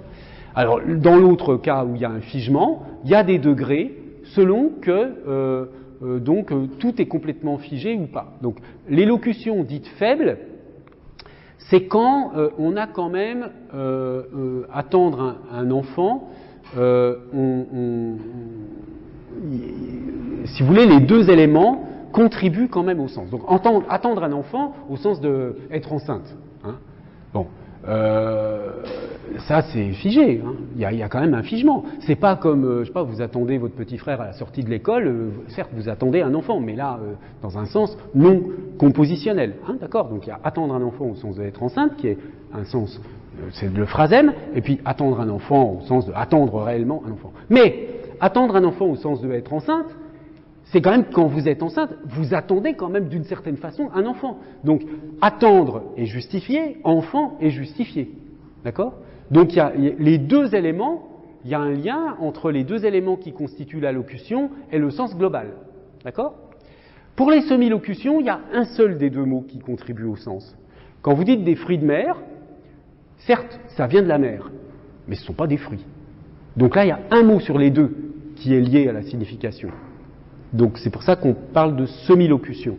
Et d'ailleurs, vous voyez, en anglais, on ne dit pas fruit, hein, on dit seafood, on ne dit pas seafood. Donc on voit bien qu'il y a une forme d'arbitraire dans le choix ici. Mais il y a quand même si, hein, donc il y a quand même la mer. Là, un des deux éléments contribue à la signification directement, donc on est dans la semi-locution par rapport à la locution faible, où les deux éléments, attendre et enfant, étaient liés au sens de être enceinte. Et puis la locution forte, bah là c'est quand il n'y a plus aucun rapport. Hein. Prendre le taureau par les cornes, il n'est ni question de taureau ni de cornes. Hein. C'est totalement métaphorique, là on prend une affaire en... D'ailleurs, c'est assez difficile de le dire d'une manière totalement littérale, hein, s'occuper sérieusement de quelque chose, disons, hein, prendre le taureau par les cornes, je précise, pour les étudiantes étrangères.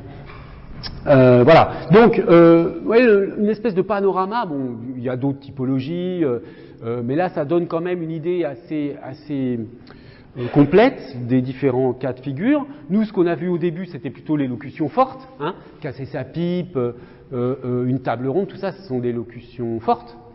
Mais il y a quand même les locutions faibles et les semi-locutions. Et puis, à côté de ça, donc, il y a des phrasèmes qui sont quand même compositionnels. Mais où il y a quand même quelque chose qui n'est pas libre dans le choix des unités. Ouais, quand on dit pas libre, c'est que en français, vous pouvez dire je vais me laver les dents, je vais me brosser les dents, d'accord. Mais vous ne pouvez pas dire je vais me nettoyer les dents, par exemple. Hein. Alors que il s'agissait de nettoyer le parquet, vous pouvez dire brosser le parquet, nettoyer le parquet, laver le parquet, c'est complètement libre, d'accord. Et pour les dents, ça marche pas. Bon, parce qu'il y a une colocation. Oui. Là, vous avez utilisé l'exemple de la table ronde, et je crois que j'ai noté l'inverse, c'est si on considère ça en tant que table de forme de ronde, oui. ça va être oui, c'est ça. Non compositionnel, ça veut dire c'est le sens libre. Je prends les deux mots, je prends le nom et c'est un adjectif. La table, elle est ronde, et j'achète une table qui est de forme ronde. C'est non compositionnel. Pardon, excusez-moi. C'est compositionnel, pardon. Oui. Je dis n'importe quoi là. Je répète, donc la table ronde au sens d'une table qui est de forme ronde, c'est le sens par compositionnalité, donc le sens compositionnel, je prends le sens de table, je prends le sens de ronde, je les mets ensemble, ça me fait une table de forme ronde. Hein. Et dès qu'on sort de la compositionnalité, on est dans les phrasèmes, la phraséologie, tout ça, etc. Oui, merci d'avoir rectifié, j'ai dû me tromper à certains moments en expliquant tout cela. Alors, passons maintenant à une autre question sur donc les... Ouais, ça va, on a encore un peu de temps. Donc, on a vu deux types d'unités lexicales. On va dire qu'il y a des unités monolexicales, quand il y a un seul mot, hein, une table, une chaise, tout ça, monolexicales, et puis des unités polylexicales, une table ronde, un cordon bleu, etc. Maintenant, à quoi sert une unité lexicale? Bon, alors là, si vous voulez, dans cette partie du cours, là, je vais me servir de cette partie du cours pour rappeler un certain nombre de notions générales, hein, que peut-être certains d'entre vous ont déjà vues en première année ou en deuxième année, mais bon, comme vous venez d'endroits différents, de parcours universitaires différents, je préfère refaire le point. Alors, voyons d'abord le rapport entre signe et monde. Bon, les unités lexicales, il est clair, c'est pour ça que certains auteurs font l'opposition unité lexicale, unité grammaticale en disant que les mots grammaticaux sont des mots vides, c'est qu'ils jouent un rôle crucial du point de vue du sens quand même, même si les unités lexicales jouent un rôle. Tenière, donc, qui était le linguiste qui défendait la notion de mots vides pour parler des mots grammaticaux, prenait l'exemple du télégramme. Hein. Le télégramme, bon, évidemment, ça nous renvoie à une époque révolue depuis longtemps, mais les télégrammes, c'était une façon de communiquer, bon, vous avez dû voir ça dans des films, hein, où on pouvait dire, par exemple, au lieu de dire j'arrive par le train de 8 heures, arrive train 8 heures. Voilà. Hein. Pourquoi on faisait ça? Parce que je crois que les télégrammes, on payait au nombre de mots. Donc forcément, on enlevait tout ce qui était inutile pour la compréhension, et on comprend très bien. Arrive train 8 heures, par rapport à j'arrive au train de 8 heures. Donc on voit que les mots grammaticaux, on peut les enlever en maintenant une compréhension. Hein. Bon. Donc, ça veut dire que les mots lexicaux ont un rôle crucial par rapport aux mots grammaticaux. Deuxième point important, la distinction entre mots et concepts. Alors ça, c'est assez facile à comprendre, mais il faut quand même bien l'avoir à l'esprit. Hein. Un mot, parce que, je veux dire, qu'est-ce qui distingue le mot chaise du concept de chaise? Le mot, il renvoie à un concept, c'est ça qu'on va dire à un moment donné. Hein. Mais, d'abord, il y a une différence évidente qu'il faut rappeler, parce que c'est que le mot, c'est une unité linguistique. Le mot, il a obligatoirement une partie du discours, il a des propriétés grammaticales. Un mot, il est soit un nom, soit un verbe, soit un adjectif, soit un adverbe, etc. D'accord ? Donc il a des propriétés grammaticales. C'est ce que Guillaume représente de cette façon-là. Hein. Ça c'est une photo de Gustave Guillaume, donc qu'il appelle la lexigénèse, donc c'est le processus de formation du mot. Je vous réexpliquerai, mais pour Gustave Guillaume, tout est processus mental. Prononcer un mot, c'est le résultat d'un processus mental de construction du mot. Bien. Et pour lui, la construction du mot, elle a deux étapes. Hein. Une première étape qu'il appelle l'idéogénèse et une deuxième étape qu'il appelle la morphogénèse. Alors, l'idéogénèse, c'est tout simplement la construction du concept.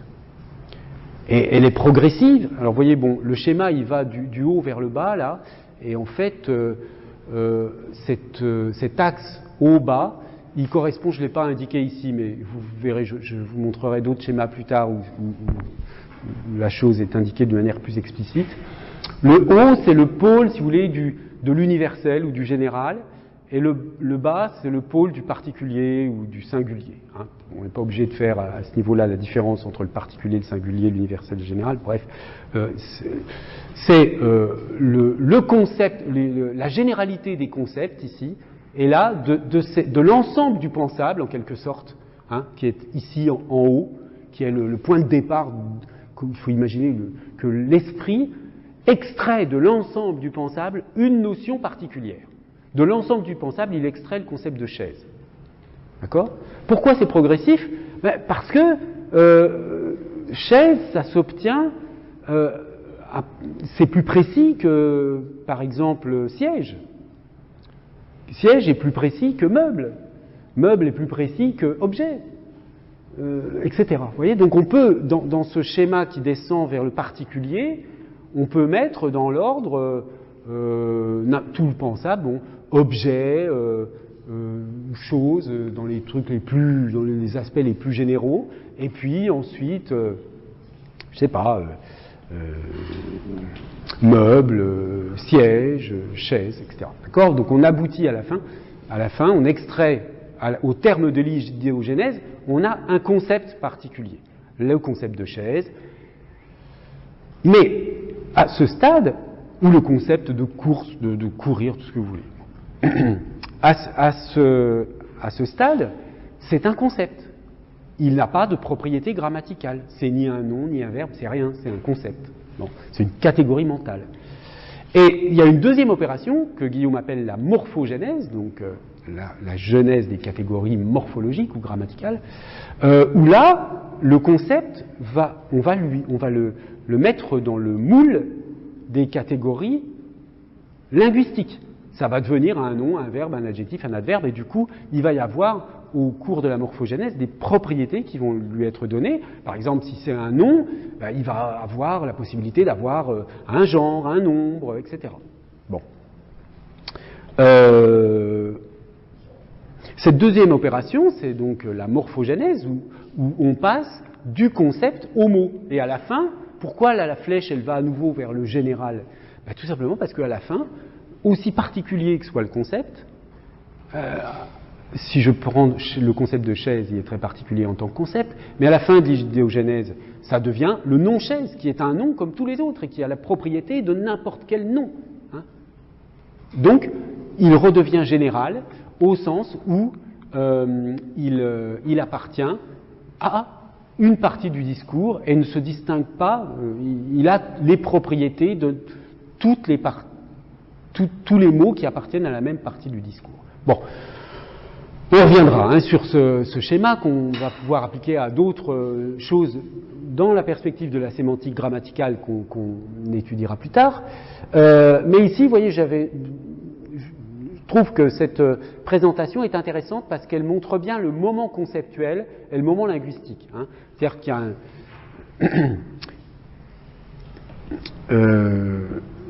bon, par exemple, l'idée de courir, c'est un concept particulier que vous obtenez à l'issue de l'idéogénèse. Mais après que ça devienne le verbe courir ou le substantif la course, la différenciation, elle se fait au niveau de la morphogénèse. Mais c'est le même concept. D'accord ? Mais un concept, c'est une unité mentale. Ça n'est pas un nom, un verbe, un adjectif, etc. Donc ça, c'est une distinction à avoir à l'esprit. Alors, maintenant, sur les relations entre monde, concept, etc., là, il faut rappeler quelque chose sur lequel je reviendrai peut-être un peu la prochaine fois, parce que là, je ne vais pas avoir le temps d'expliquer tout en détail, mais je vous rappelle quelques éléments minimaux du cours de linguistique générale de Saussure. Alors, vous avez sans doute à un moment ou à un autre de votre cursus universitaire vu ces schémas, qui sont les schémas par lesquels Saussure, dans le cours de linguistique générale, représente le signe comme étant composé de deux faces, le signifiant et le signifié, ou le concept et l'image acoustique. Là, c'est en anglais, mais bon, ça veut dire c'est la même chose. Signifié, signifiant, concept, image acoustique, qui sont les deux faces du signe. Donc le signifié, et là, il n'y a pas de différence, mais en fait, petit à petit, Saussure va abandonner cette schématisation avec concept, image acoustique, et il va passer à signifié et signifiant. Le signifié, c'est donc ce qui relève de la signification, et le signifiant, c'est, par exemple ici, le mot arbre, les lettres qui forment le mot, ou la prononciation de arbre, et le signifié, c'est l'image. Alors, c'est le signifiant, l'image acoustique, quand on le prononce, et là, l'arbre, le signifié, ça va être, alors pas l'objet désigné, mais le sens du mot. Donc, on va distinguer le son et le sens, ou l'écriture et le sens. D'accord ? Il y a deux sortes de signifiants, au moins, enfin trois même. Il y a les signifiants oraux, qui sont les sons. Il y a les signifiants écrits. Quand on écrit, c'est le même sens de arbre, par exemple. Arbre, le même sens est véhiculé par le son arbre et par la suite de lettres arbre. Mais il y a aussi les signes. Dans le langage gestuel des sourds-muets, il y a aussi les signes qui sont des signifiants qui peuvent renvoyer à la même signification. Bon, là, représenté par une image, c'est un peu maladroit parce qu'on a l'impression que c'est l'objet qui est désigné, mais c'est pas l'objet.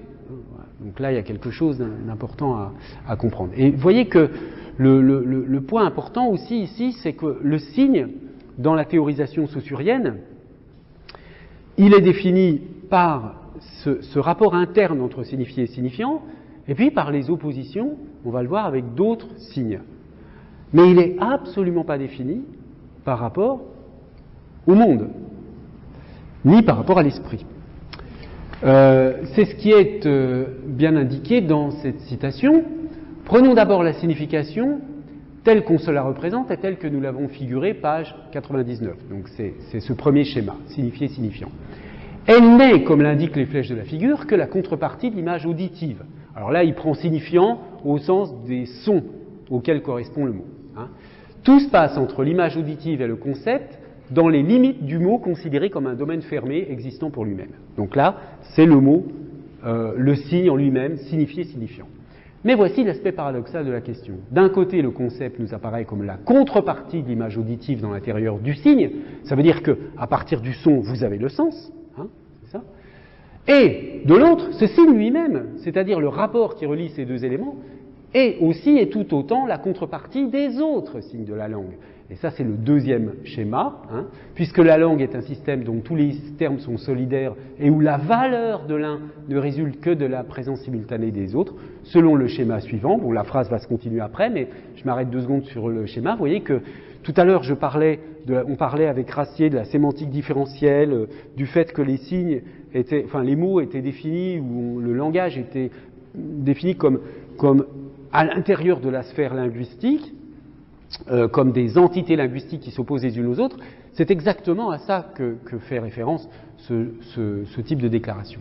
Donc je reprends la phrase. Puisque la langue est un système dont tous les termes sont solidaires et où la valeur de l'un ne résulte que de la présence simultanée des autres, comment se fait-il que la valeur ainsi définie se confonde avec la signification, c'est-à-dire avec la contrepartie de l'image auditive? Donc, si vous voulez, il y a deux idées, deux notions de sens ou de signification, de valeur, etc. C'est d'une part le rapport entre signifiant et signifié, et d'autre part l'opposition des signes entre eux. Hein. Donc, je ne lis pas la suite de la citation, mais vous voyez la comparaison avec la feuille de papier, c'est-à-dire que signifiant, signifié, ce sont les deux faces du signe, comme le recto et le verso d'une feuille de papier. Hein. Ça, c'est ce que dit Saussure, et qui est une espèce de métaphore pour qu'on voit bien qu'on ne peut pas, du point de vue linguistique, traiter le son séparément du sens. Hein. C'est vraiment, les deux sont liés. Donc voilà, et il montre que les valeurs, hein, donc c'est en fait ça s'appelle la théorie de la valeur hein, chez Saussure. C'est vraiment, le terme valeur là prend un sens technique, et ce qu'on appelle la théorie de la valeur chez Saussure, c'est l'idée que les entités linguistiques ne se définissent pas du tout par ce qu'elles sont ou ce à quoi elles renvoient, mais uniquement par ce qu'elles ne sont pas, par leurs oppositions à l'intérieur du système. Je termine juste avec un petit exemple pour essayer d'illustrer de manière plus concrète cette notion, parce que c'est une notion extrêmement importante. C'est ce qu'a inventé Saussure. Hein, en fait, tout le structuralisme en anthropologie, en psychanalyse, enfin en anthropologie avec Lévi-Strauss, en psychanalyse avec des gens comme Lacan, en critique littéraire avec des gens comme Barthes, etc. Tout le structuralisme est tiré de cette idée, de cette invention de comment ça marche une sphère sémiotique autonome, comment ça marche un système de signes, par un système de pure différenciation. Exemple, donc, que donne Saussure, vous avez trois mots pour dire l'idée d'avoir peur. Craindre, redouter, avoir peur. Hein, prenons un microsystème comme ça, craindre, redouter, avoir peur, qui chacun a un peu sa spécificité. On pourrait décrire, du point de vue du sens, que dans certaines situations on dit plutôt redouter, dans d'autres on dit plutôt craindre, dans d'autres situations on va dire plutôt avoir peur. D'accord? Donc vous avez trois signes qui chacun qui s'opposent entre eux. Imaginons, dit Saussure, que l'un de ces trois signes disparaissent dans l'histoire de la langue. Qu'est-ce qui se passerait si on considérait que les mots sont vraiment attachés à une zone de la signification? Si le mot disparaît, il y aurait un trou dans la signification. Hein? Mais, dit Saussure, ce qui se passe, c'est pas du tout ça. C'est que la zone de sens qui était couverte par l'opposition entre les trois mots va être couverte par l'opposition entre deux. Et ils vont se répartir toute la zone de signification entre deux mots. Mais jamais il va y avoir de trou dans la signification. Donc vous voyez, je trouve que cet exemple, il illustre bien cette idée que les signes, le contenu des signes, la valeur des signes, la signification au fond, se caractérise par des oppositions des signes entre eux, et pas par une sorte de description de ce à quoi ils renvoient. L'idée de Saussure, c'était de lutter contre une conception, disons, nomenclaturiste de la langue. C'est-à-dire qu'on aurait le monde, alors ça c'est le contraire de ce qu'on a vu tout à l'heure en sémantique formelle. Le repoussoir absolu pour les saussuriens, ou pour Saussure, c'est de considérer que le monde est structuré d'une certaine façon, et que les mots sont des étiquettes, en quelque sorte, qui arrivent a posteriori, pour décrire des différents éléments du monde qui est prédécoupé par lui-même, conceptuellement d'une certaine façon, d'accord ? Ce que défend une certaine position structuraliste ou saussurienne, c'est que, non, c'est la langue qui propose ces découpages sur la réalité. Et ce n'est pas la réalité qui est constituée d'une certaine façon et qui impose ces structures à la langue.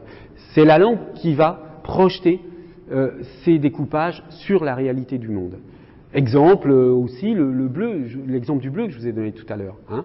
Le fait qu'il y ait du bleu foncé ou du bleu clair, c'est dans la langue, c'est la langue qui va me permettre de voir le monde d'une certaine façon. Hein. Et donc, à ce moment-là, on arrive à cette idée que les langues sont en quelque sorte des lunettes à travers lesquelles vous voyez le monde. Vous ne voyez pas le même monde selon la langue, la culture d'où vous venez. Hein. Quand je dis la langue et la culture, parce qu'évidemment la langue véhicule des traits culturels, mais on peut se contenter de dire la langue. Selon la langue qui vous habite, en quelque sorte, vous n'avez pas la même vision du monde. Ça, c'est une position. Le dire comme ça, c'est tout à fait extrême, hein, c'est pas tout à fait comme ça que ça se passe, mais c'est une position qui a été défendue à un moment donné sous le nom de relativisme linguistique. Hein, et c'est une position qui peut se défendre aussi d'un point de vue purement saussurien. Voilà, donc je reviendrai un petit peu sur ces notions la prochaine fois. Avant qu'on se sépare, est-ce que vous avez des questions sur l'un ou l'autre point? Oui?